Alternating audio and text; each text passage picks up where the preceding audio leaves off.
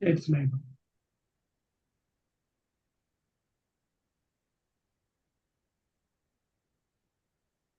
Good day to all.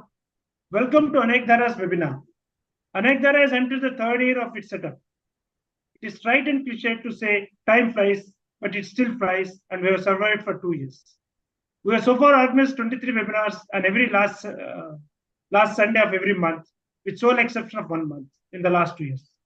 We thank from the bottom of our hearts our speakers, our advisory team, our technical and design team, and most importantly, our audience. We hope to have your continued patronage. With your support, we hope to be successful in our endeavor to initiate discussion on issues of importance. As Nehru said in a different context, time has come when we shall redeem our pledge, not fully or in full measure, but very substantial. Our endeavor is to have such substantial discussion and bring out multidimensional nature of these issues. Again, effort is to move away from various social media platforms which provide immediate superficial answers and solutions to complex issues in life. As an effort in this direction, we have this month's webinar on the concepts of reform and revival, the Hindus of British India. Who is an Indian and what constitutes Hinduism is the topic of lively discussion. Alongside is the efforts of reform and revival of Hindus in British India. Today, the topic will be discussed by eminent historian Professor Amiya Prosad Sen, and the session will be moderated by Professor Mahesh Rangarajan. It is my privilege to introduce Professor Mahesh Rangarajan and then hand over the podium to him to introduce Professor Amiya Prosad Sen and further conduct the webinar. Professor Rangarajan teaches history and environmental studies at Ashoka University, Haryana, India. He studied at Hindu College, Delhi University, then at Millia and Nuffield Colleges, Oxford. He has taught at Jadavpur, Cornell, Delhi, and Kriya universities. He was also the Vice Chancellor of Kriya University. He has authored a number of books and also edited a number of books, including Fencing the Forest, 1996, Nature and Nation, 2015, and the co-edited 3 volumes of selected works of Sri Rajagopalacharya. Over to you, sir, Professor Mahesh Rangarajan. Your podium is yours. Thank you. Thank you, Ravi, sir. Thank you very much. Good morning to all. It's a privilege, honor, and pleasure to welcome Professor Amiya Sen. He needs no introduction, but I do think it would be my duty to tell all very briefly about him. He graduated in history from St. Stephen's College, University of Delhi. He went on to complete his studies and was awarded a doctoral degree in the University of Delhi. After a very brief career in civil services, he settled to a career of teaching and research till 2017. I would like to add he is a very unusual person, who was an eminent teacher, an eminent research scholar, and widely known author at the same time. He has a well-known area of academic interest, which is the intellectual cultural history of colonial India. Professor Sen has variously served as Tagore Professor at Vishwa Bharati, Shantiniketan, as the Agatha Harrison Fellow and Shivdasani Fellow at University of Oxford, as Heinrich Zimmer Chair at Heidelberg University, Germany. He has been a Fellow of Indian Institute of Advanced Studies, Shimla, and what was then the Nehru Memorial Museum and Library, New Delhi. He has authored and edited 16 books and numerous journal papers. He has 2 books which are soon to be published by Mandala Books, California, and Routledge, India, which are entitled Colonial Hinduism, and the other book is Hindutva Before Hindutva. He has twice served as guest editor for the MDPI journal, Religions, and contributed to Brill's Encyclopedia of Hinduism, volumes 5 and 6. His talk today on concepts of reform and revival on Hindus of British India is widely awaited. Without further ado, Professor Sen. Thank you, Professor Rangarajan, for those very kind words. And I also take this opportunity to thank the organizers for inviting me to deliver this talk. This is something on which I've been speaking once in a while to students in colleges and universities, but this is a different gathering, as I can see.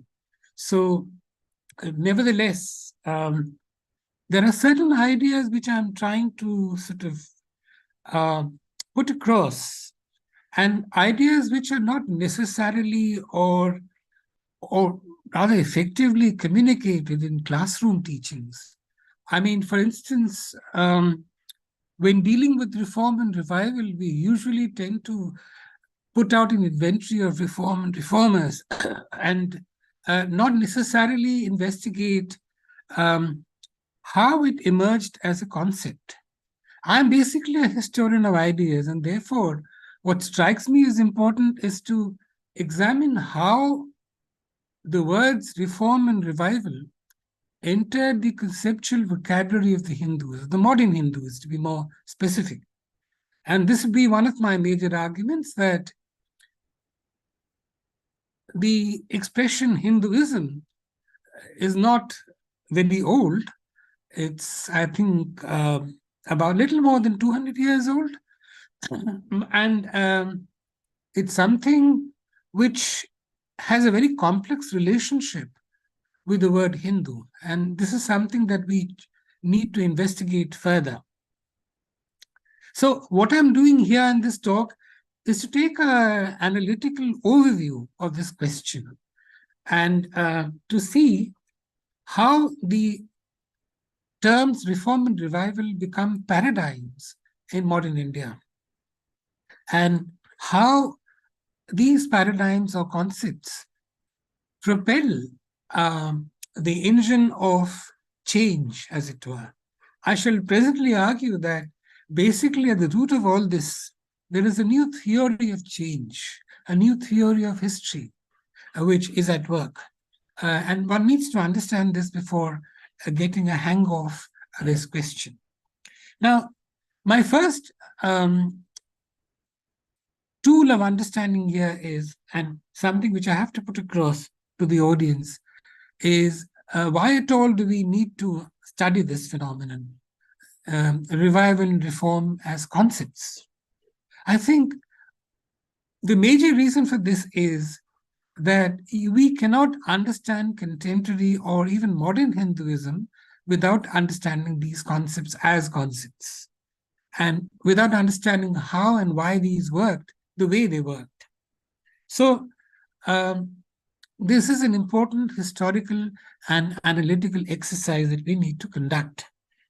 In other words, there is greater affinity between contemporary Hinduism and 19th century Hinduism than there is between contemporary Hinduism and 10th century Hinduism. If at all one can use the word Hinduism for the 10th century, that is pretty doubtful, in my opinion.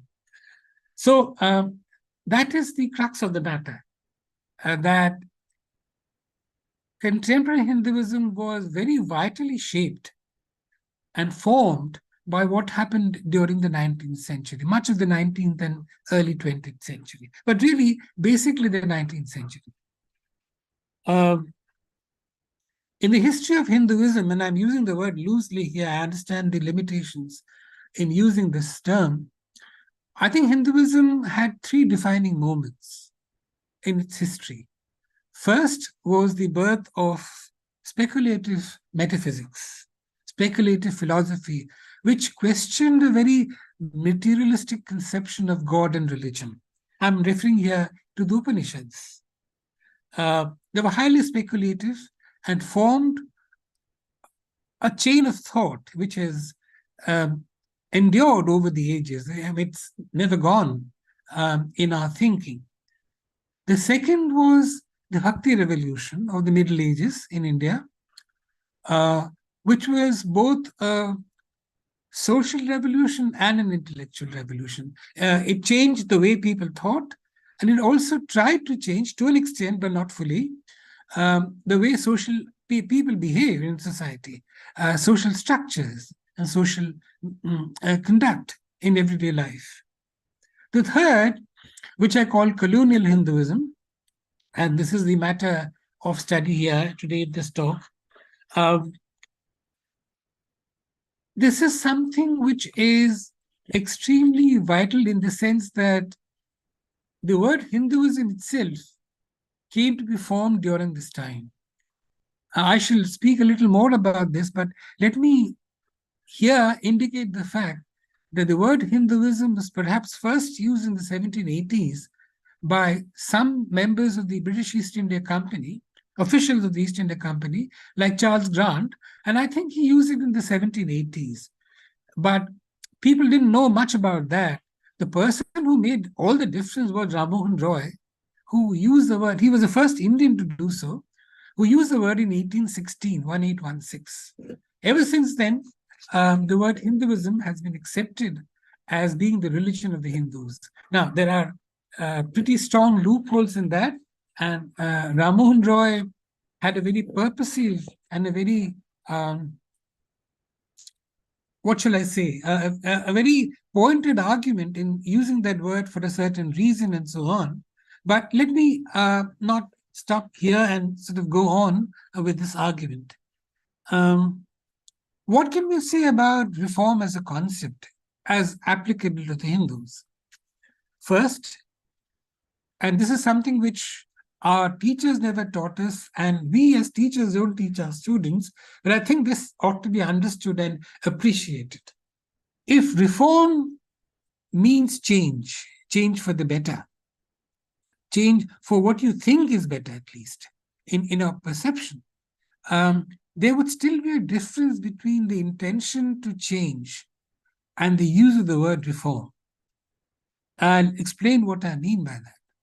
Now, throughout our history, from the early times to the medieval and early modern, there have been many so-called reformers in our society. I mean, starting from the Buddha, perhaps, down to the Middle Ages, Kabir, Nanak, Chaitanya, and so on, who've been generally taken to be reformers. Now, the interesting thing here is, in my understanding, none of their contemporaries use the word reformer for them, or never described their work as reform. It is we who do it. I've looked at least three Indian languages from North India, Bangla, Hindi, and Marathi. The word approximating the word reform in English in these languages begins to take currency only in the 19th century. I have so far not found any instance of the word Sudhar, for instance, which is in Hindi, or Sanskar, which is in Bangla, to be used in pre-modern times. So there must be something important about its use in the 19th century, and surely it conveyed or tried to convey a certain new category of thought, which is what I wish to investigate.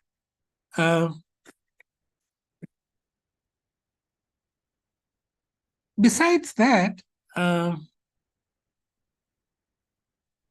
as I said about 5 minutes back, the concept of reform also evolved around the following. Number one, or it was, let me say, it was founded on the following. First, an increasing linear view of time and history. Now, as we know, in the Hindu perception, the classical Hindu perception, time is not linear, it's cyclical and circular. So therefore, the yuga theory, the yugas come and go and they repeat themselves. Now, the question is, can a circular notion of time produce the historical? I don't think it can, because history is a series of unique events. Of course, there is repetition between histories, but the repetitions are not the same as saying that they are identical. There are differences and perceptible differences. So therefore, the increasing use, increasing acceptance of a linear notion of time and history is something that emerges very sharply during the 19th century. I'm not saying that everybody abandoned the idea of cyclical or the yuga theory. It was there, but the intelligentsia, and please remember that we produced in India, we produced perhaps the first modern intelligentsia in all of Asia, preceding what happened in either China or Japan. This intelligentsia, English-educated intelligentsia, began to, and for a valid reason, to accept this new notion of linear time, of the idea of time moving as a line, and they also accepted, for good or worse, for right or wrong, the fact that time and history were the chronicles of human progress. Now, there are, of course, problems in that perception, but that is what came to be believed widely in the 19th century. Secondly, and this is interesting, the 19th century intelligentsia also rejected the view, which is again from the Hindu classical kind of syndrome, that nothing comes out of nothing. This is what the classical Hindu thought says, that, there is always a precedent to what you're doing. Which is why you would see that in the early ages and even in medieval times, authors are reluctant, extremely reluctant, to put their names to their works. I mean, Veda-Vyasa is the author of all the 18 Puranas. Now, this seems more like a honorific name than an individual name. Who was Veda-Vyasa? We still don't know who the author of the Gita was, assuming that it was an interpolation later inserted into the Mahabharata. Now, this, I think, changed. It changed in the sense that people began to assert, in some sense, the concept of individuality, of identities. These two words became important in the 19th century. You'd be astonished to know that even Ram Mohan, working in the early 19th century, before he went over to England in 1830, he was very active in the intellectual circles of Calcutta. And even Ram Mohan, despite saying the most radical things, if I was talking on Ram Mohan, I would have given a more detailed description of this. Even Ram Mohan declined to call himself a modern. The word he uses is adhunik. I am not an adhunik, he says. I am only reinstating or reiterating what my ancestors have told, perhaps in a new fashion, using a new vocabulary, but I have created nothing new. This is what Ram Mohan says. And this is typical of what I said. He doesn't believe in ex nihilo. The Hindu doesn't believe in that. He says, they say they believe that there is always a precedent to what is going on. In other words, there is nothing unique. Now that, as we are trying to understand here, is not very conducive to a historical understanding of things. Third, and this is equally important, this intelligentsia also began to realize and exhibit the fact that modernity was not merely a new location in time. It was not an age which succeeded another age in chronology or in time. It also was a new attitude, a new perspective into doing things and understanding things. Also, modernity was not simply about technical innovations. You produce a machine which is better than a machine which was produced 100 years earlier. That is not necessarily modernity.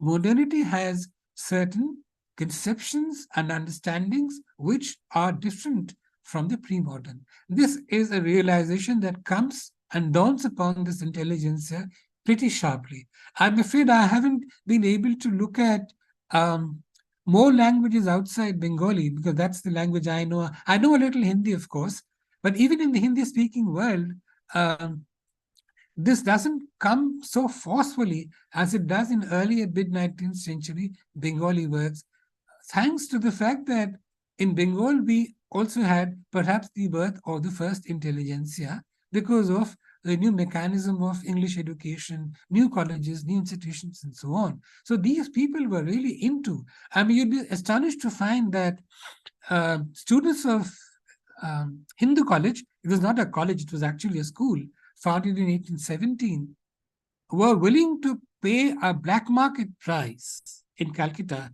to buy a copy of Thomas Paine's works. So where does this inspiration come from? Who inspired them to think thus? After all, you don't ever hear of any such thing happening in the pre-modern age, under Indo-Islamic rule. Why is it that so? And it's something which one needs to understand and fathom on one level. In the 19th century, and this is a final argument in this section, we are also distancing ourselves from hagiography. There is the increasing emergence of history and biography, both of which celebrate individuality, instead of hagiography, where the role of divinity and extra-human intervention is more important. The 19th century in India is a time where people produce a prolific number of biographies, at least in the Bengali language that I know more than any other language, thanks to, again, the coming of print culture, which is a revolution in its own way. So the difference between hagiography and history, the difference between divine interventions and human agency is emerging very clearly and sharply in the 19th century. All this speaks for this new theory of change, as I mentioned, new theories of time and history. Where does this impetus come from? Again, being a historian of ideas, I looked at this question very hard, and I found a very singular philosophical influence on the Indian mind, especially the Hindu mind, not so much the Muslim, for reasons that we all know. The influence was from a movement called the deistic movement, D-E-I-S-T-I-C. It was also called deism. Now, what does deism say? It's something very interesting. And this is a phenomenon which occurred in Europe, in Western Europe at least, in England especially, between the late 17th and early 18th centuries. Now, what did it say? It said that, look, God created the world. There's no doubt about that. He is the creator God. But after that, he forgot about the world. He forgot about his creation and left the world to man's care. And the example, the illustration that is given by an Englishman called William Paley, P-A-L-E-Y, that's his name, late 17th century figure, is beautiful. He says, look, the watchmaker makes the watch. But after that, it's not his responsibility to take care of the watch. It's a responsibility of the person who wears the watch. So, similarly, having created the world, God left the world to man's care. In other words, human agency becomes very important. Human intervention in bettering the world, in improving the world, becomes extremely important. This is the point at which I think the whole notion of human agency and reform comes into existence. It is for man to make the world a more habitable place. It is for man to ensure that the world progresses, it changes for the better. And the point about human agency and human agendas becomes that much important. Now, my next section. What was the cumulative, as I said very early, I'm not going to give you a list of reformers and reform. We all know that. What I'm going to do instead is something different. I'm going to take an overview or a macro kind of view of what happened in a very large historical framework. Now, the section that I am going to enter into now is called the cumulative results of reform Hinduism.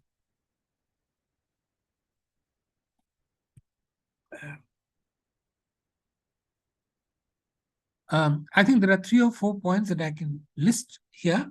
First of all, something which I repeated a little while back.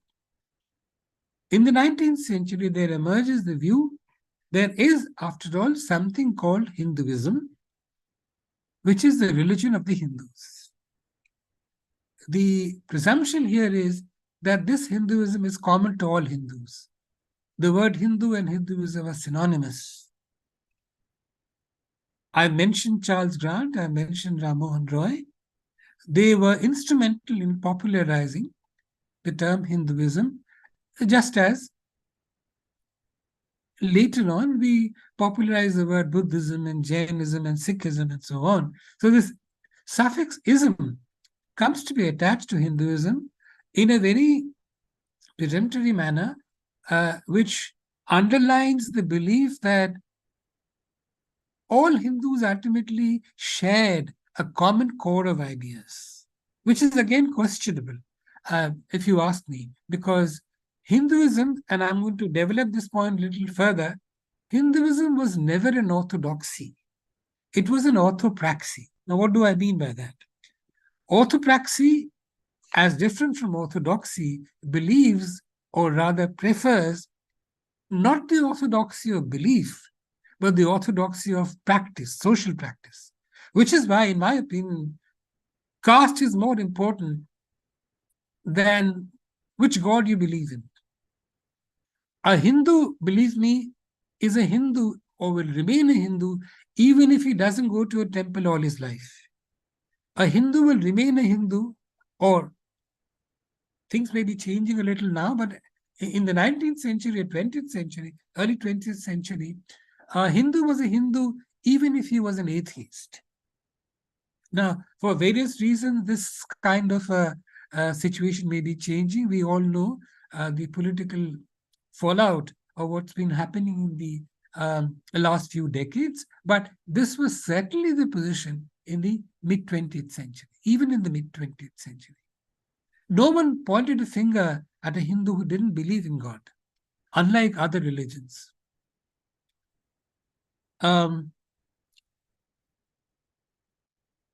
Second, from the 19th century onwards, there was not only a Hinduism, but it was joined to another idea, the idea being that Hinduism was monochromatic. It was monistic, that there was only one Hinduism, not many. This is again contrary to the traditional or classical Hindu belief that Hinduism was plural. Even today, in modern contemporary Hindu temples, you will find not one god but many gods assembled there. So someone who pays homage to Ganesha doesn't forget to pay homage to Durga or Kali or whatever. Maybe the galaxy of gods and goddesses differs from temple to temple, but it is always a collection of divinities. Rarely have I seen a temple, perhaps I've seen none, where a temple is solely confined to one single divinity. I think that speaks for the pluralism inherent in classical or traditional Hinduism. That began to change by the 19th century. Alongside the idea of a single monochromatic religion, there also emerged the idea of a single monochromatic philosophy. That is, the Hindu philosophical orientation became increasingly tilted towards Vedanta. Now, please note, beginning from Ramohan down to Radhakrishnan, every major Hindu intellectual thinker and worker has been championing the cause of Vedanta. The interesting thing here is that they did not necessarily champion classical Vedanta. That's a different issue. But I'm surprised by the fact that even a man like Gandhi, who often one takes for a bhakta, a devotee, in most matters, speaks for Advaita, for non-dualism, non-dualist Vedanta. There's a whole book by Jordans, J.T. of Jordans, the biographer of Dayanand, who's worked on Gandhi's notions of non-dual Vedanta, which surprised me when I first read it. The third thing, again, astonishingly new, after the 19th century, towards the end of the 19th century, really, more specifically, the Hindu was defined or accepted not simply in terms of birth. You see, in classical Hinduism, you were a Hindu only if you were born a Hindu. You couldn't convert to Hinduism. Unlike other proselytizing religions whose mission it was to proselytize people outside the religions into their own. The Hindus never did that. They did it culturally, not in terms of theology or religion. From the late 19th century, this changed because now it became possible to be a Hindu even by adoption, by reclamation. Look at the Shuddhi and the Sangathan movements launched by the Arya Samaj after the 1880s, whereby they began to reclaim converted Hindus into Hinduism and try to assign them into specific castes. This is new. This never occurred before. And not just the issue of Shuddhi or purification, there was also the very interesting and very topical question of Sangathan, organization. This is at the heart of the Hindu right today. Sangathan is more unique, is more important than even ideology, organization.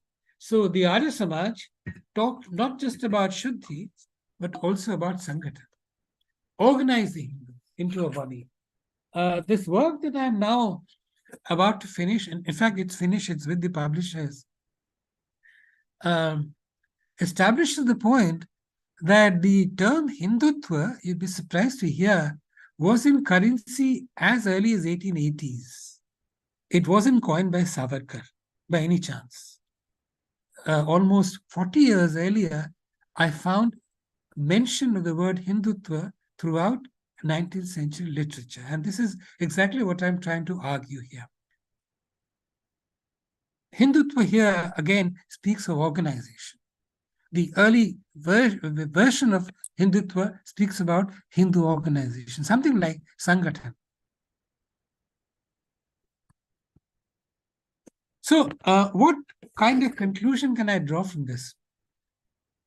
The major conclusion that I draw here is that, again, it's a bit speculative. I can't prove it one way or the other. Is that the notion of the effort to equate one God, one religion, was to equate it with the idea of one nation. So if God is one and religion is one, everybody can also be a part of one nation. The tragedy, of course, here is that people who floated this idea and gave the idea a lot of currency didn't think of non-Hindus. What were they to do, and how would they be incorporated into the body politic, into civic nationality? That is something which was very elusively, and again, this is a question that comes up in my study of Hindutva in the late 19th century. Let me now, I must be drawing close to the finish time. Let me now briefly come to the concept of revival and revivalism. Now, both reform and revival, as we can readily understand and accept, came in the wake of European critique of contemporary Hinduism by missionaries, officials, scholars, and so on. They said a lot of pejorative things about Hinduism, and naturally, there was a reaction in this Hindu intelligentsia who certainly were oriented towards Western learning, but did not really ever abandon their culture. So it's a case of Western thought being foisted upon a very indigenous culture. And that's a very peculiar combination, a very lethal combination at times, as I found, but more of that later. This movement of revival and revivalism made 3 or 4 major arguments. And you can see how I'm trying to summarize these arguments, which none of our textbooks do, sadly. They should have, ideally speaking.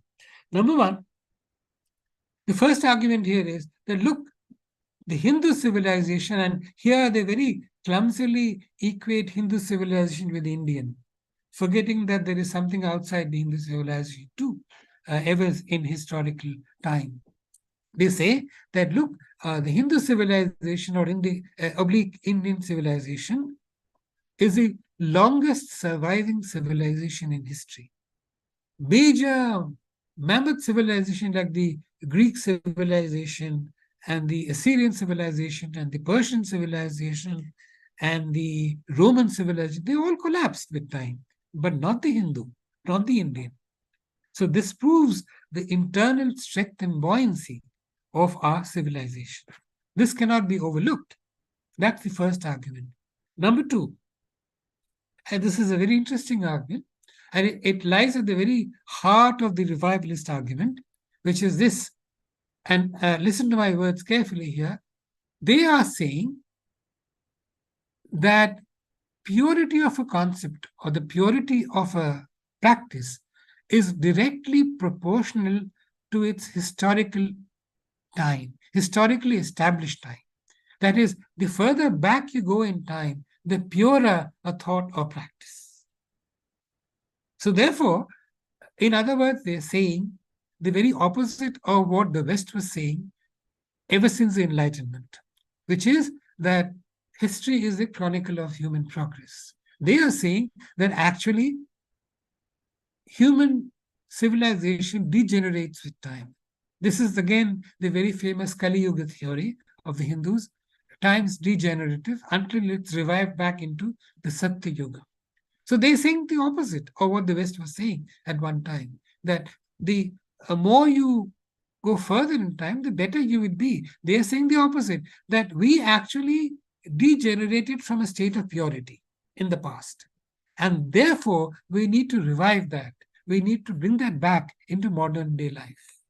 That is the core of the revivalist argument. Number three, and this is pretty well known, that Hindu civilization is superior to the Western in many ways. In most ways, they would say. I mean, speaking before American audiences, Vivekananda would say that, look, when our sages were writing the Vedas, the Western man was moving about in jungles like apes. This is the difference in culture. This is the difference in development. We are far ahead in time and development compared to the Western man. And a person like Dayanand, of course, found all forms of modern knowledge, even scientific theory, to be present in the Vedas. So this is something which the revivalists are saying, and they believe that to the core of their heart. A brief word about the historiography of this word. This is important to understand for people who are students of history and scholars of history. The word revival and revivalism became or acquired certain pejorative tones from the 1960s onwards, as far as I know. From the 1960s onwards, scholars writing about the so-called Hindu revivalists, argued that revival was the very opposite. It was the antonym of reform. If the reformers were doing something good, the revivalists were doing something the opposite. They were pretty bad people, obnoxious, obscurantists, backward, and so on. In 1980s, a well-known scholar whom both Professor Rangarajan and I know personally, Tapan Rai Chaudhary, also at Oxford, wrote in a book called Europe Reconsidered that, look, the very word revival is wrong because Hinduism was never dead. That is his argument in this book. Now, the semantic and historical problem I have with this argument is the following. You cannot revive the dead. You can revive the dying. See? So where is the question of reviving the dead and emerging as a revivalist? That Hinduism was dying, whether naturally or for certain reasons, historical reasons, is a sentiment that is very, very commonly expressed throughout 19th century literature. I may have studied Bangla literature more fully than others, but I'm pretty sure that this is a sentiment echoed in almost all vernaculars in 19th century. That Hinduism is dying. It's dying a death and we must revive it. So the question is not reviving the dead, but reviving the dying. So therefore, the argument is in a sense flawed.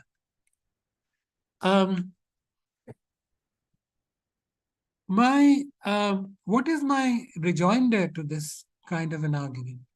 First of all, I maintain and I sincerely believe that actually revivalism spoke in the language of reform.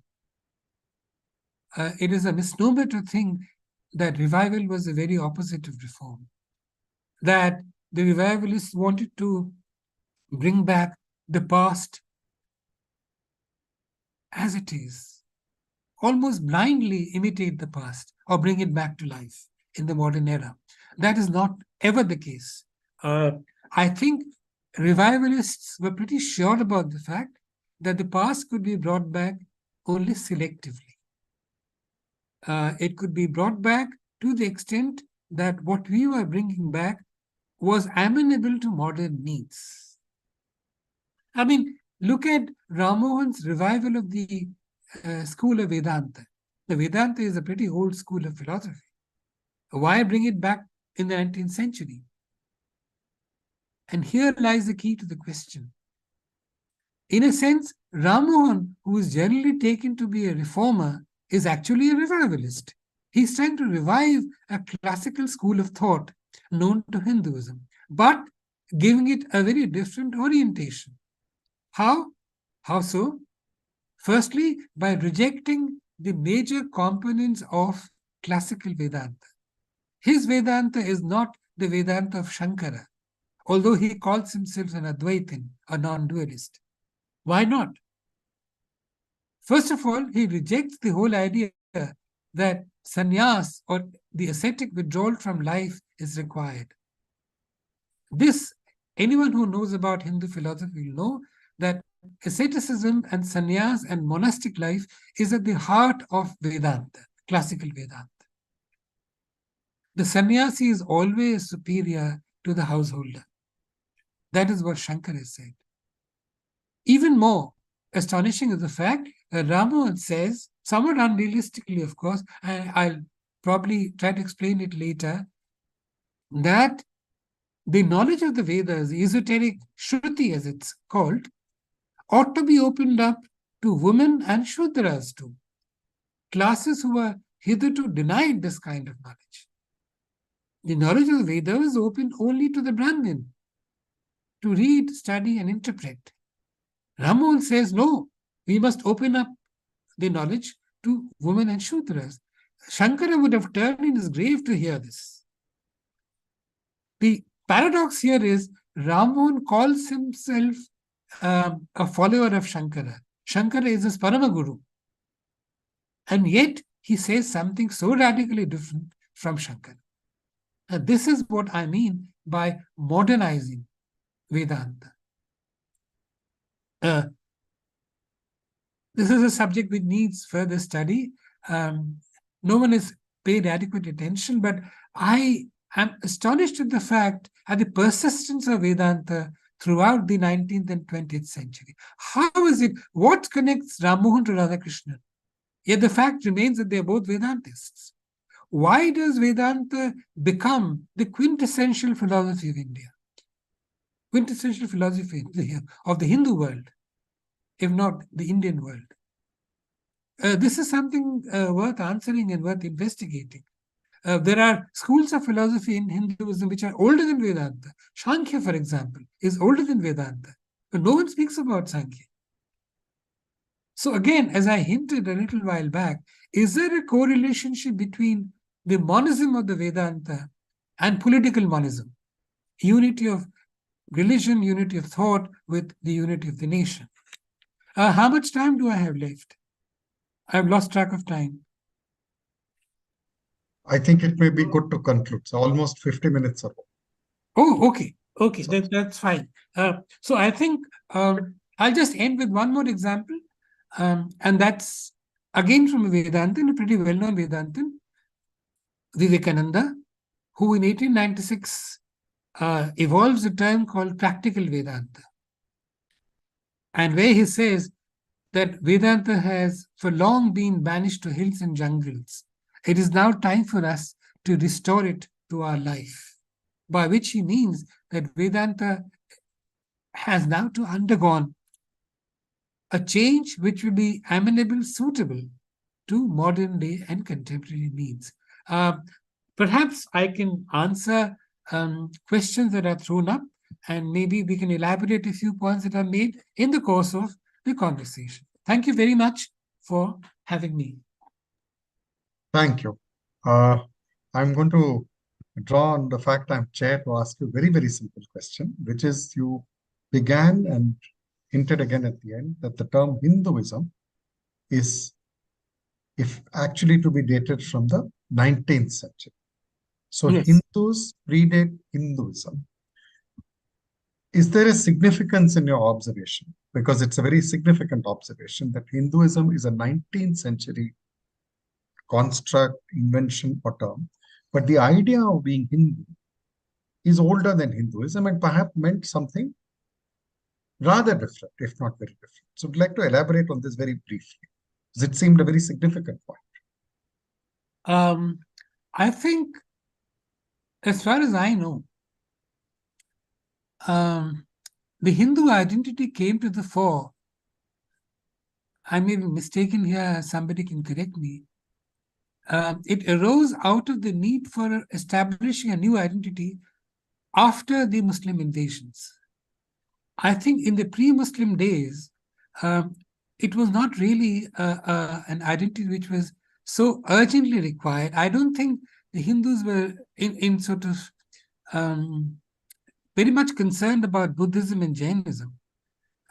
Even Vivekananda in the 1890s says that Buddhism is the child of Hinduism.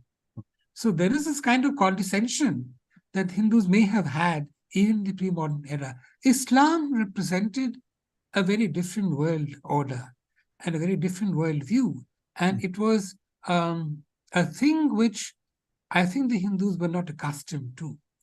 But remember here that for a long time, at least until the 15th or 16th century, if I'm not mistaken, the Hindus were not really concerned about Islam as a religion. They were more concerned about ethnicity. You see, in the late medieval hagiographies and works that I have read, they're always talking about who is a Turk and who is an Afghan, who is a Pathan. They don't necessarily call them Muslims. Ethnicity becomes more important. It's only a little towards the 17th, 18th centuries that I think this undergoes a transformation. But coming back to your question, the word Hinduism is, I think, constructed in order to establish the point that the Hindus also had to have a religion. This is not something the Hindus ever thought about. Because in the pre-modern times, it was enough to call oneself a Vaishnava, a Shakta, or a Shaiva. Right? And this was a source of baffling confusion when the census took over in the 1870s. I mean, people couldn't decide what they were, whether they were Hindus or Vaishnavas. So I think that is the crux of the matter. It's a question of establishing and homogenizing what was earlier a very identity which was in disarray. It was not homogeneous. It was not concerted. It was scattered. Amorphous, were virtually amorphous. That is all I have to say at this point. Thank you. So there are several questions. I am going to start with the first. It's on the chat box. Ravi Babu, what was the approach of reformers and revivalists, the metaphysics of Hindu philosophy? My question is just a reflection of what is the discussion that is coming in the YouTube and other things. So it's not my question alone. Just for information. Can you repeat the question, please? I wasn't very clear about what it meant. Please go ahead, sir. Ravi Babu, sir, please go ahead. What exactly was the question? What was the approach of reformers and revivalists to the metaphysics of Hindu philosophy? Did they revive? What was their approach in the metaphysics of Hindu philosophy? Look, there is no one Hindu philosophy and there is no one Hindu metaphysics. If you look at Shakta works and Vaishnava works, they're vastly different. In fact, you'd be amused to hear that such was a sectarian rivalry between Shaktas and Vaishnavas in certain parts of the country that the Vaishnava would not use the word Kali. This is Kali for ink in Bangla. They would use the Persian word Shahi. I mean, even pronouncing the word Kali would be an aberration for them. Such was a sectarianism. So I don't think there was one common philosophical zeitgeist or a worldview that all Hindus shared, even down to the late 19th century. In the 19th century, as I can see it, there were two major revivals, two major theological revivals. One, the Vedantic, and the other, Vaishnava. And they are different in many ways. Vedanta is monistic, if you equate Vedanta with Advaita, especially. Vaishnava is dualistic. So how can the two philosophies converge? They can't, philosophically and in metaphysics. So there's no one metaphysics and there's no one Hindu philosophy. But as I said, Vedanta was prioritized by most. So, Ravi Babu sir, the second question is related. So I think you should elaborate on what you mean. Okay, sir. No, basically these questions are coming from chat box. It's not my questions alone. That's fine. That's fine. Let's go. So can you elaborate on various Advaita, Vishishtadvaita, and Dvaita philosophies? Were there such parallels to philosophical thoughts in northern India? How different are they? How related are they in terms of Advaita, Vishishtadvaita, and Dvaita? This is a question that is best asked of a philosopher. I'm only a historian, but let me try and answer this to the level that I understand these. You see, it all began with Shankara's Advaita, which is non-dualistic, and which says that there is ultimately only one reality. But this one reality appears different because of the intervention of something called Maya, which is illusion. And ultimately, Jiva and Brahman, that is the human being and the absolute, the philosophical or the metaphysical absolute, are actually one, only separated by this veil of illusion. So once you realize your identity with Brahman, you've attained moksha.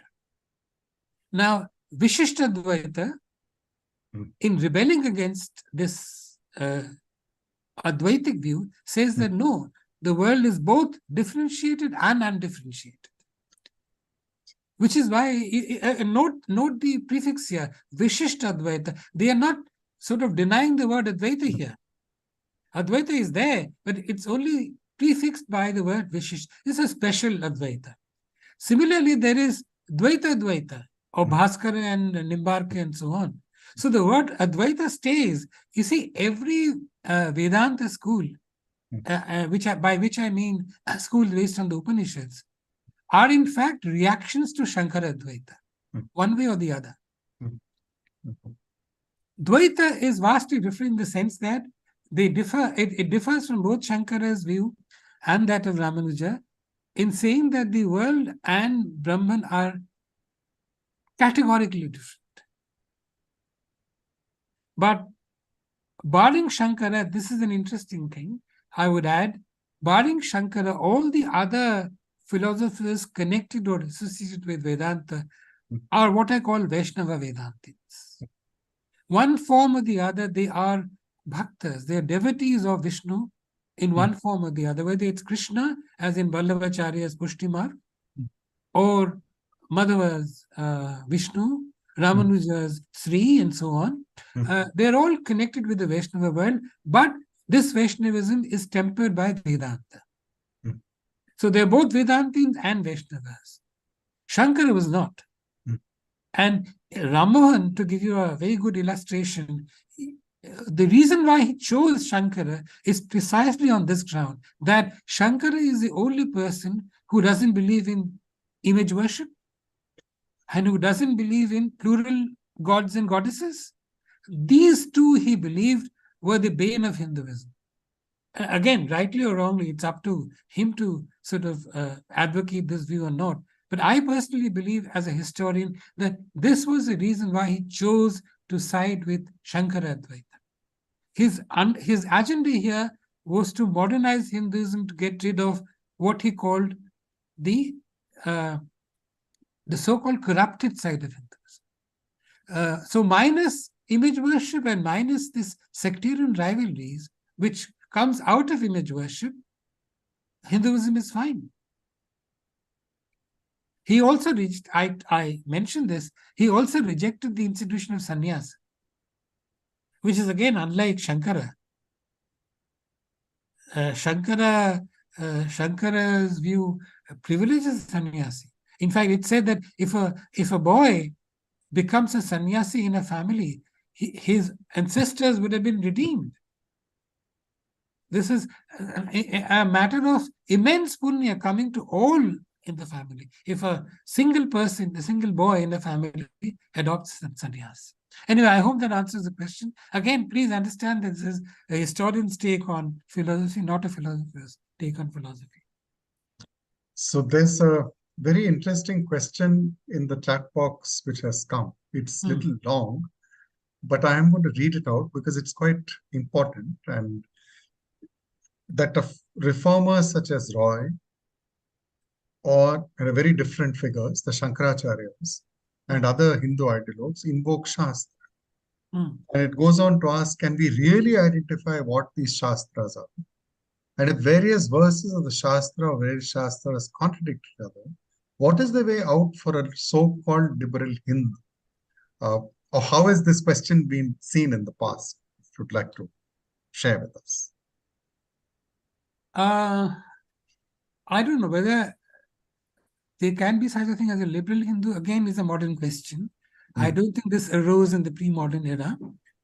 And as I said, there was a kind of incipient liberalism within Hinduism in the sense that we didn't necessarily have to be orthodox about following a certain divinity. Hinduism certainly believed in plurality. And there was no, this is the paradox, that on the one hand, there is sectarianism. On the other hand, there is this plural kind of approach to gods and religion. Anyway, be that as may, but about the point about Shastras is baffling because modern Vedantins, like Vivekananda, says something very unique. And again, this proves my point about how modern Vedanta departs from the classical. Vivekananda says that ultimately religion is a matter of realization, anubhuti. This is extremely modern. It's not something which Shankara would have said, because Shankara's understanding of Shastras and of gnosis, of religion, of philosophy, is absolutely based on Shastras, on the mastery of Shastras. There is this wonderful book by Anantanand Rambachan called The Limits of Scripture, where he shows how Vivekananda willingly departs from Shankara, although he calls himself Vedantin. This is a dynamic, a dialogue that needs to be examined afresh. How and why do they depart from classical thought? But let me also tell you that Shankara has a wisdom to say, and I found this somewhere, that he says somewhere that if the Shastras say that ice is hot to touch, don't believe the Shastras. So what he is saying basically is that there is this divide between the Jagatik and the Paramarthik. It's a two-tier reality. When you are in the world and surrounded in the world by worldly phenomena, you have to go by the laws of nature and laws of the world. But when you are in a transcendental world, it's different. So for Shankara and for a classical Vedantin, the world is not false. The world is not an illusion. Contrary to what people say, it's not false. It's false and illusion only from the perspective of the Paramarthik, from the transcendental. In itself, it is autonomous. Maya is as real as is Brahman. It's only when you realize Brahman that Maya becomes a non-entity. So Shankara is very clear on this point, that we can understand reality in two ways, not single. So may I ask a question on Vivekananda, because you referred to the notion of practical Vedanta, particularly, his very famous letter to the upper castes of India, written after his Kerala visit. Often when one shows it to, let us say, students after reading it, without telling them who wrote it, the critique of caste-based exclusion and of various inhuman practices is so sharp. Students often react that they are astonished that Vivekananda could have said this. To which the response is, you need to study Vivekananda, the historic Vivekananda, a little more closely. Because what one often hears about Vivekananda may not at all pay attention to this dimension, including his views on the Age of Consent Act, where he has a very different view from those who believe, that there should be no interference with age of consent by a government. So just a little on this practical Vedanta and the significance of Vivekananda when you look at 19th century Hindus and 20th century. Oh, certainly. I mean, he's the only Vedantin who is also a monastic. So, in a sense, could I say that this is where he follows, he is loyal to Shankara, much less to the modern Vedantis like Rammohan, who reject sannyasa. But the interesting point about Vivekananda and caste and women basically is the following. Number one, like Gandhi, in my opinion and my perception, Vivekananda is more agreeable with the concept of Varna than Jati. He broadly accepts the Varna, the fourfold Varna division, and he has his own explanation there. What he detests, again like Gandhi, is untouchability.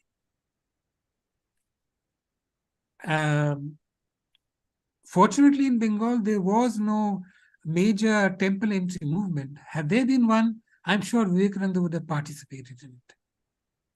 But the interesting thing here is this, that in his discourse, Vivekananda also says that, as the age changes, the Brahmin age is gone, the Kshatriya came and went, the Vaishna is also on the way out. There will appear the Shudra age, the Shudra revolution, as he calls it.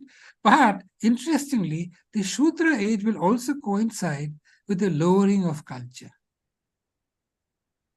See, again, there is a Brahminism in him, saying he's compounding culture with the elite Brahmin. Shudra cannot give you culture. That's what he's trying to say in other words. About women, I have to say, Vivekananda is a mixed bag, a very complex bag, in the sense that he is a pioneer in framing and advocating women's education. In fact, he has a scheme of sending young boys and girls on a tour of India, teaching basic science to villagers, which is astonishing for his time. And yet, he remains one of the staunchest critiques of widow remarriages. I mean, what he says, you find it hard to believe. He says, look, the widows have had their chance. It's bad luck they were widows. If you now think of widow remarriages, aren't you going to deny the virgins who have not been married yet? This is his argument. I mean, except the Brahmos in Bengal, I'm speaking basically of Bengal here, except the Brahmos, I can't think of a major person who advocates widow remarriages. Of course, Vidyasagar is an exception because he founds the whole movement. I haven't found a person who really encourages and establishes the movement for widow remarriages. Even a person like Bankim Chandra opposes Vidyasagar's move to ban multiple marriages among men, polygamy. He says the time hasn't arrived.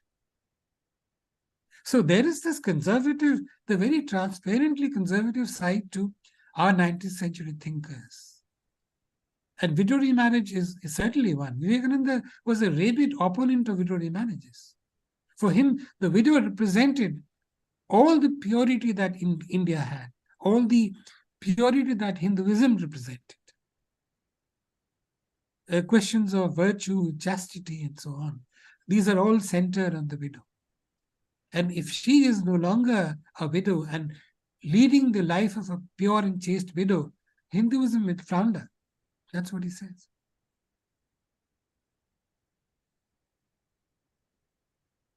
Can't hear you. Sorry. So it's related to the next question. The Manu's dictum, quote, no woman is fit for independence. And what did the reform movements do to change the impression indelibly imprinted of the oppression of women? And whether it's fair to say that the Hindu woman was one of the most oppressed creatures, and these movements addressed this issue and redressed this issue. Well, I certainly think, you see, the entire reform movement, I haven't gone into the history of the reform movement as such. The entire reform movement revolved around two basic questions, the woman question and the caste question. Interestingly, the caste question was never agitated in Bengal, to the extent it was agitated in South India and in Maharashtra. I mean, there is no parallel to either Periyar or Phule in Bengal. On the contrary, by the late 19th century, there was a massive Sanskritizing movement in Bengal by which the lower caste gave up eating beef and they stopped widow remarriages. So there's a very contrary pull in Bengal as far as caste is concerned.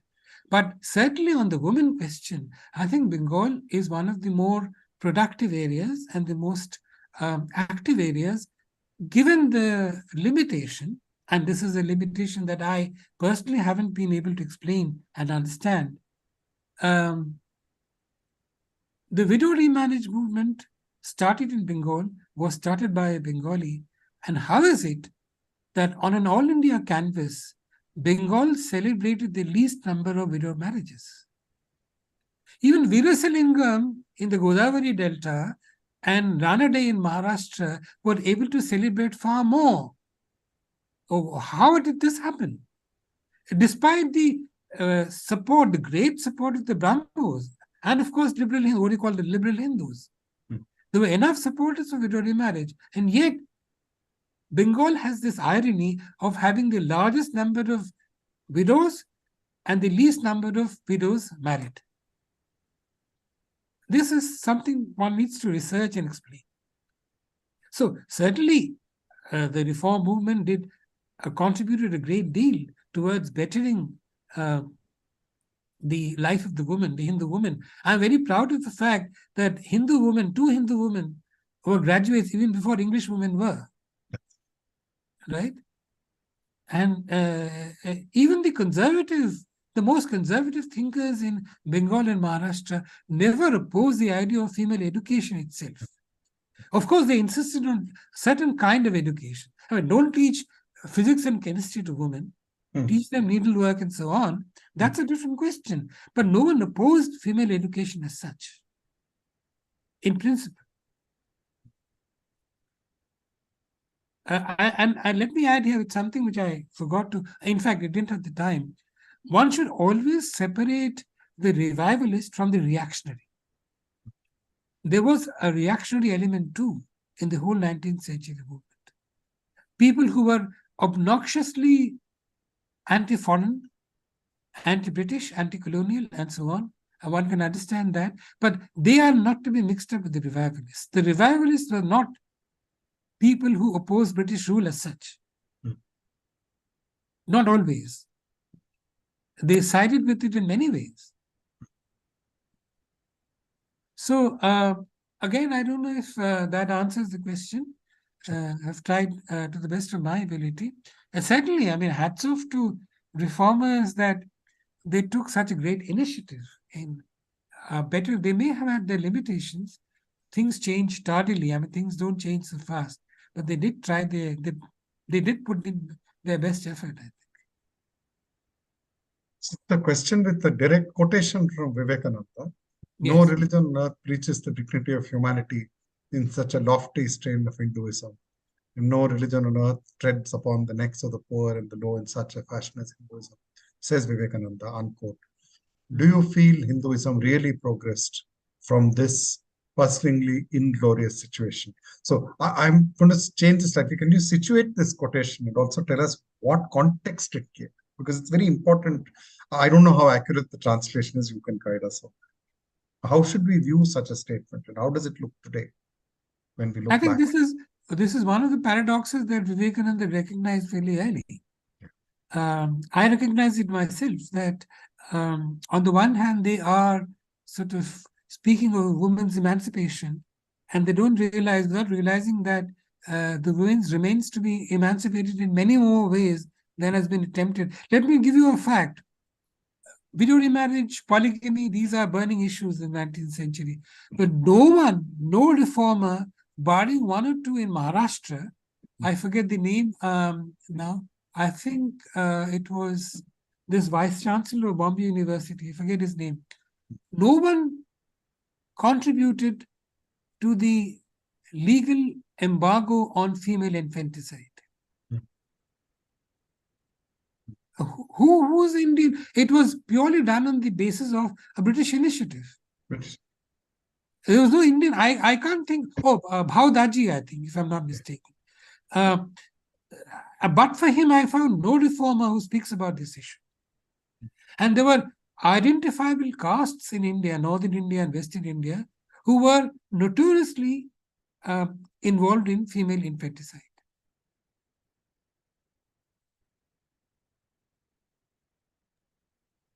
So there's a question on how you see Tilak, since you're looking at the 19th century. And one may add Gokhale. I mean, I know this is not about politics. How do Gokhale and Tilak or Gokhale approach these issues? Because these are Western India, they're very important leaders who comment on. So I'm adding Gokhale. Which issues? Which issues? For instance, on women and what you just spoke about, infanticide. Let us just look at that. I haven't really investigated Tilak and Gokhale as reformers because I don't know Marathi for one, because that's a limitation. But let me tell you this. The person to investigate here more than Tilak or Gokhale is Ranade. You would know that in the early 90s, I forget the exact date, in the early 1890s, the Congress refused to allow the social conference to extend their sitting on the same pandal, saying that, we're not going to be mixed up in social issues. That divides people. Politics unites people. And Ranade and Social Conference was a very active organization in social questions.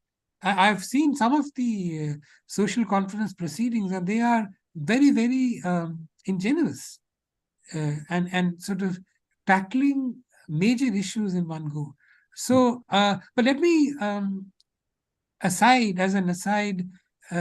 that Tilak was one of the earliest to use the word Hindutva. Little known, but I can tell you this as a fact, by the 1880s.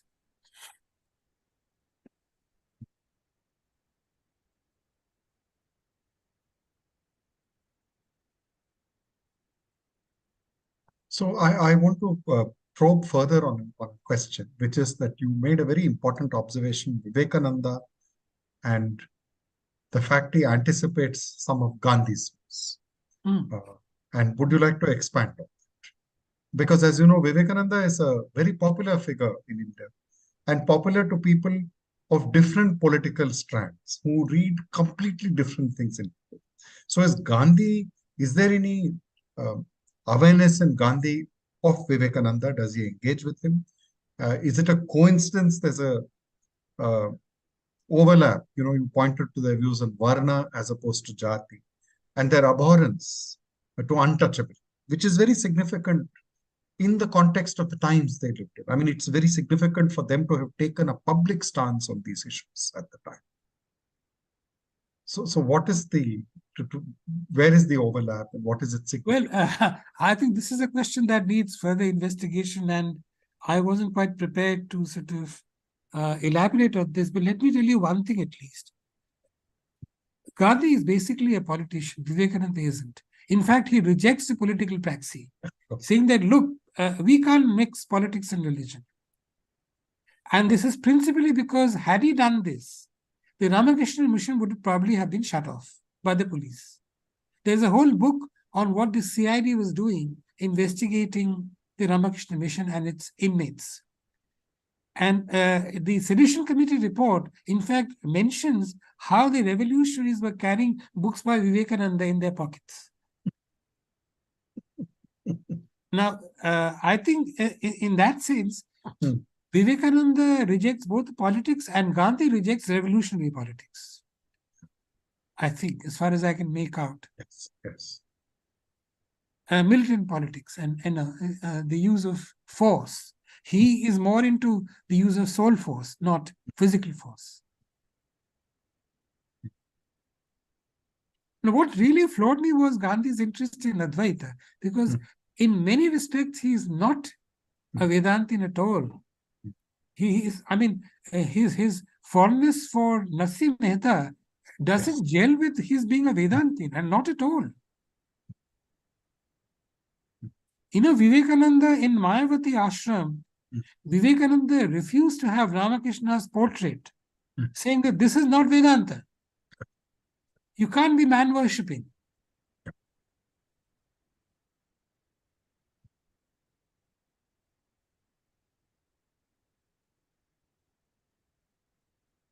So there's one more question, and this takes us to even more complex figure, Ambedkar. I'm just reading out the question. The paradox of Hinduism is the espousal of human relationships and fraternity, all humans equal in the eyes of God, but does not categorically declare, never declares all humans are equal, whether the Shastra or God or religion says so or not. And this is what Dr. Ambedkar felt, leaving his Upanishadic reverence. How do we understand this? It's a very large question. I leave it to all comment. Can you briefly repeat the substance of it? So it is asking about the paradox of Hinduism. That there's a espousal of fraternity, but absence of equality under Shastra. How do we understand this? Oh, it's very simple. Hinduism always believed in Adhikar Bheda. The term is Adhikar Bheda. Not everybody can do everything. So what the Brahmin can do, the Shudra cannot do. And this is different from the caste question. Caste is a social arrangement, a social organization. But there is a larger worldview here saying that, look, even ideologically and in terms of your thought and competence and your karmic consequences in your life, you cannot be equal. You cannot be treated on the same level. And I've come across any number of instances where reformers are saying that, look, we're all equal in the eyes of God. But in social practice, we can't be all equal.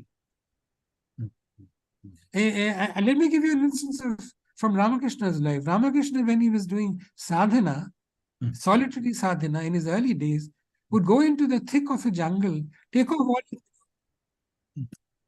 all his clothes, as a Brahmin sadhaka would do, believing that, these are encumbrances actually, they don't mean anything.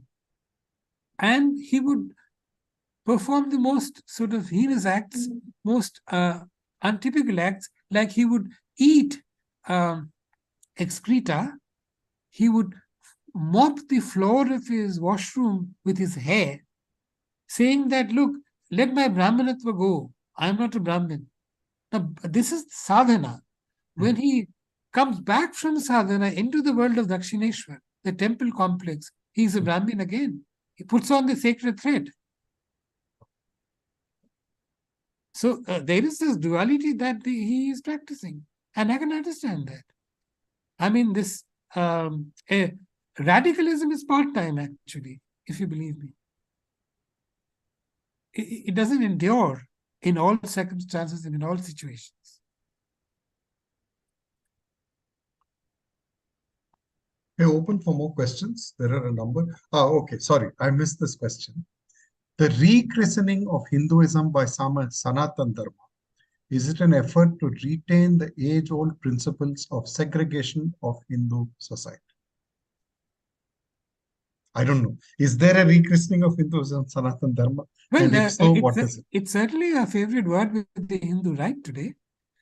But what Sanatan Dharma means, I never understood, in the sense that it's more like a concept than reality, a historical reality. No religion can be static. It evolves, it's historical. So to say that religion is Sanatan, never changing, eternal, is being ahistorical in the first place. And I don't think even a diehard followers of Hinduism will not agree to that. If Hinduism wasn't changing, how is it that deities like Indra and Varuna are no longer worshipped? And who speaks about them? And in all of India, as far as I know, there is only one solitary temple in honor of Brahma at Pushkar. Yes. But he's a major god. He is a creator god. And believe me, even Brahmins today, the highest of Brahmins, may not understand Vedic Sanskrit. That Sanskrit is very different. So even they have adhikar of reading the Vedas, do they really understand it? Are they competent enough to interpret it? To write new commentaries or tika and bhashya? I doubt it.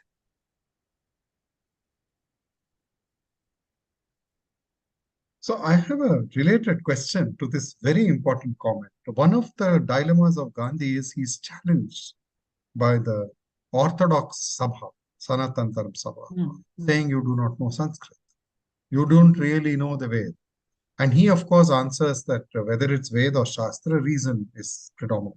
So what is the level of knowledge and mastery of the language Sanskrit, of these philosophical notions of these various figures who are differently labeled reformer, revivalist in the 90s? Are they challenged on the basis of their knowledge? So, for instance, you made a very important point on Ram Mohan Roy, that he did not portray himself as a reformer. He did not say that at all. In fact, he said the reverse. He said he's explaining what was correct in the light of these texts and scriptures. So is this at all an issue, given some of the key figures you're naming are not Brahmin by birth? Vivekananda would be one example. Of course, in the 20th century, Gandhi would be very prominent. But did that pose a challenge for them? Did they have to overcome that? Well, to answer your question directly first, Vivekananda's knowledge of Sanskrit was somewhat sketchy. In fact, he was faulted for his knowledge of Sanskrit by people in Western India where he was visiting. Tilak, when he was visiting Tilak in Pune and elsewhere, the Brahmin Shastri said that your Sanskrit is awful. After Ram Mohan, I don't think there was really a scholar who posed himself as a reformer whose mastery over Sanskrit was genuine. You see, it wasn't needed in the first place. I mean, if you leave aside Vidyasagar, who is a Pandit by his whole upbringing and his education and so on, he's a professional Pandit. Leave that apart. I don't think I can think of a reformer who fits into that category. Ram Mohan was audacious. Audacious. Let me tell you, he was audacious not only in saying that the Shudra and women should also be reading Vedas, he was audacious in translating the Shruti into English of all languages, not just the vernacular. He translated Upanishads into Bangla and one of them into Hindi, I think. But more than that, he translated Upanishads into English and printed them. Now, both of these acts are heinous acts as far as the orthodoxy is concerned. Absolutely. How can you lay open esoteric knowledge to public? That was a major objection. You see, Ramon's idea of one God and so on wasn't very objectionable. It was there in Hindu thought. Monotheism or monism are both there in Hindu thought. Ramon is quite right in saying that I'm not saying something new. What he said new was this, or what he did new was this, to sort of democratize religion. He was trying to usher in a religious democracy. That may not have worked eventually, but that was the spirit of the movement.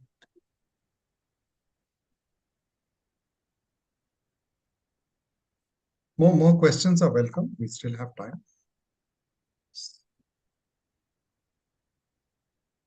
See, the only drawback in these webinars is that you can't share a cup of tea. Yes, that we are happy to host you to one when we are. There should be some way of the organizers trying to transport a cup of tea to the speaker.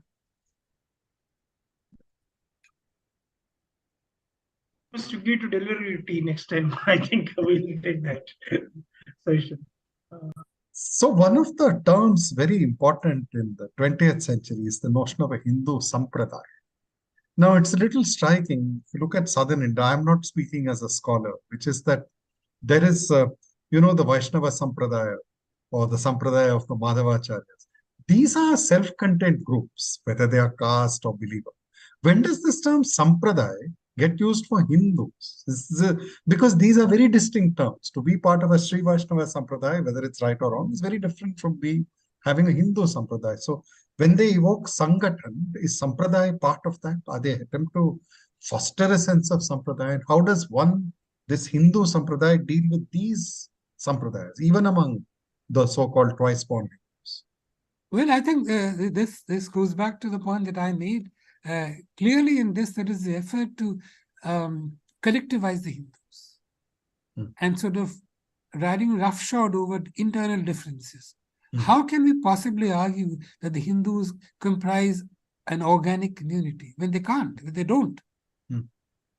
I mean, we are forgetting one important aspect of Hinduism, which is differences over achar, local customs and rituals. They are not pan-Indian. They are very much local. Even deities are local. I mean, deities in southern India, in your part of the country, are ones that I'm not familiar with.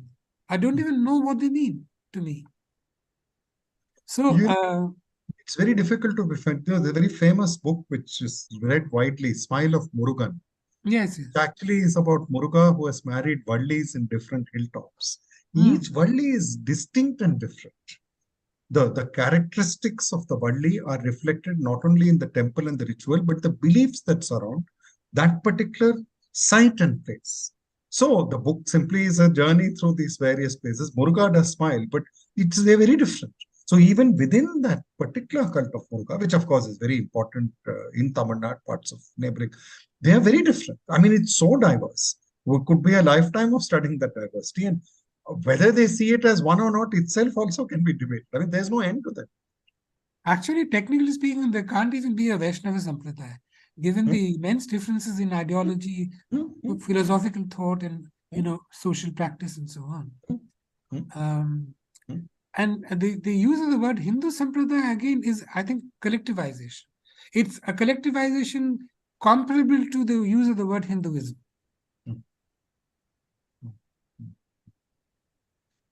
So there is a question, I'm going to read it out. What can we do, or rather, let me change it. What can be done to democratize, quote unquote, Hindu religion, which is in the stranglehold of 5% Hindus? It's a very complicated question. I don't know. How does one approach such a question? Now, how did this person who raised this question get to the 5% figure? I mean, I have no idea. Is there? Yeah. I have no idea. No, democratize Hinduism, yes. I think a lot of democratization has already taken place. It's not as if Hinduism has been ossified and frozen in time over the ages. A lot of water has come down under the Ganges. So, and we're thankful for that. But yet there must be elements which are resistant to change. I mean, no matter how strongly we criticize caste, we still sort of tend to follow caste in matchmaking and things of that kind, directly or indirectly.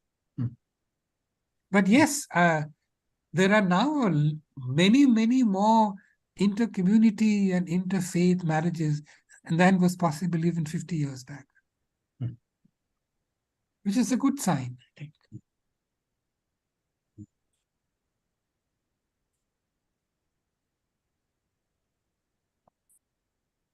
I hope that is all. Well, we have time for one last question. Is there something you'd like to add? So you have covered a vast ground. I'm sure we can go on for 5 hours, or we can have. No, I mean, in fact, you cut me short. I could have gone on for 10-15 minutes more. I had a few more points, but I can't take stock of time as I'm speaking somehow. No. So therefore, I keep asking the organizers how much time I had left and so on. I don't want to exceed the time limit either. That's not fair. No. No, one of our drawbacks, because it's Zoom, we don't know quite what, but I imagine this has been an absolutely engrossing session. So I'll just end with one question, which is, when you look at the 19th century, the long 19th century, what is its significance when we look at these concepts of what it means to be a Hindu, an Indian, at Oh, reform? absolutely. Absolutely What is its pivotal. significance? Absolutely pivotal. As a community and as a faith and in the way we act, think, and behave, a lot of it was sort of constructed in the 19th century. A lot of it. And which is why I sort of took upon this enterprise of writing a whole book on colonial Hinduism. My publishers didn't initially agree with it. They said, no, it must be modern Hinduism. I said, no, there is a subtle difference between modern and colonial. Even you can take in the early modern, but there's something distinct about how colonization and the Hindu reaction to it frames the Hindu identity.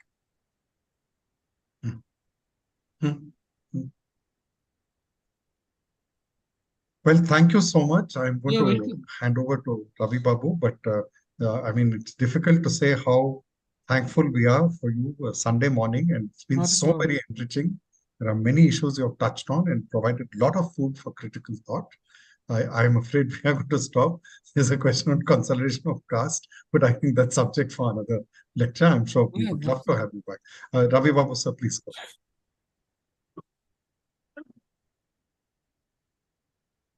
Thank you, Professor Amiya Prasad Sen. It's a wonderful talk, and we were initially hesitant in approaching you because most of the time, in the sense of it is very difficult to get you, but you accepted our invite, and then No, it's not the difficult to topic. get me. It's just that I'm in the middle of certain health issues and I was a bit reluctant to begin with. But I can't turn down a good friend like Kumkum Roy, who sort of insisted that I come and speak. How many people have attended this talk, by the way? There should be around 45, sir, on the YouTube. Okay, that's a good number. Mostly, other than the YouTube, basically the watch people will be watching afterwards. I see. Yeah, because it is that's also it's there on the YouTube in the same link every time. Yes, I was referring to that also. In spite of your failing problem with your eyesight, thanks a lot for accepting our invite once again.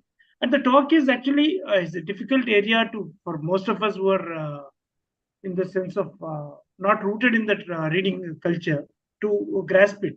The concept of reform and revival is very difficult concepts which you elucidated in a very, very lucid manner.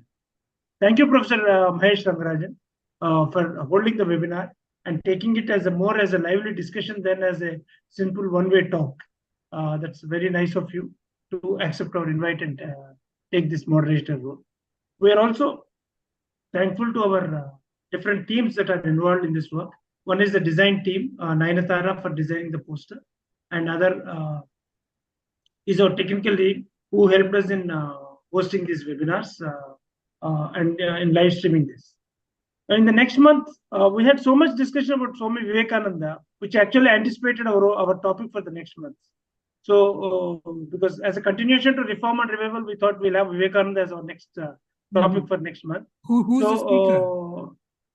Speaker is Sri Govind Krishnan. He's the author of this book called Vivekananda, Philosopher of Freedom. He would be speaking on the topic. Was his book released in Delhi recently? Yes, correct. A month or I heard about it. Around a month back. So it will be on the 31st of December, again the last Sunday. That's the routine. The time will be known to you, will be sent to you separately. Okay, thanks. Thank you very much. You're welcome. Thank you again. Bye. Thank you.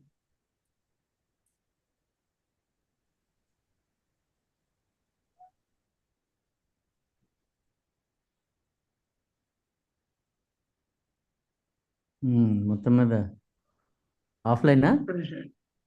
ఒక నిమిషం.